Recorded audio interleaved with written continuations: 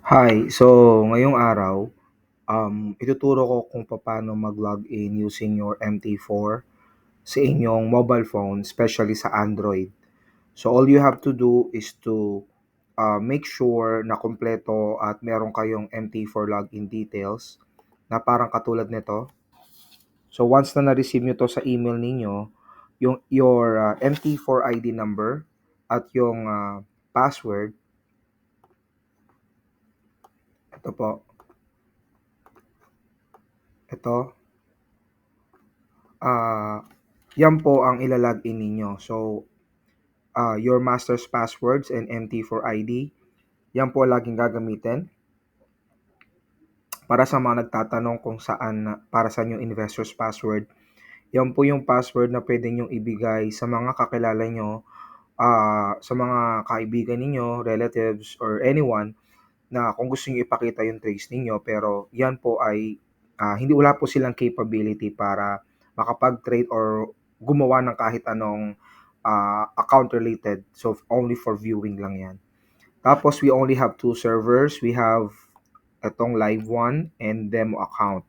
Kung mapapansin nyo dito, meron din ditong link kung saan kapag gumagamit kayo ng desktop, pwede nyo i-download yan. Copy-paste and paste it to the browser at mada-download po yon. Kapag mobile phone naman, kung kayo ay iOS, click mo lang to, mariredirect kayo sa MT4. Pag Android naman, ito pong link na to.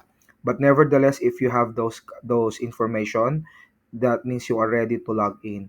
So once you log in there, you need to download the MT4.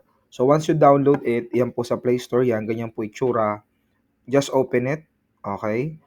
And then ganito po maging itsura niya, no? So kailangan niyo lang pong pumunta ng dito, yung tatlong dot sa taas. Okay, yung tatlong linya na yan, yung tatlong line, i-click mo lang yan. And then, i-click mo yung manage accounts. So, once maklik mo yung manage accounts, i-click mo lang yung plus sign. Ito po. And then, i-click mo yung login to an existing account. Then, dito sa section na to, you'll need to type in itong XAU Merlion-Live 1. Dapat mag-show up dyan yan. At pag nag-show up yan, just click it. And then you have this information. All you have to do is to log in yung kaninang pinakita ko sa inyo, yung MT4 ID number at yung master's password. And then, once ma-log in kayo, make sure na kayo po ay connected. You should be able to see the access point na may master DNS or any server dyan. Hindi dapat nakalagay dyan is no connection.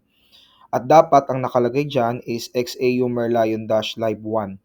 So kapag nakalagay is no connection, that means you need to redo it again. Most probably mali ang password or wala kayong internet, o kung ayaw pa rin, uninstall and reinstall the MT4.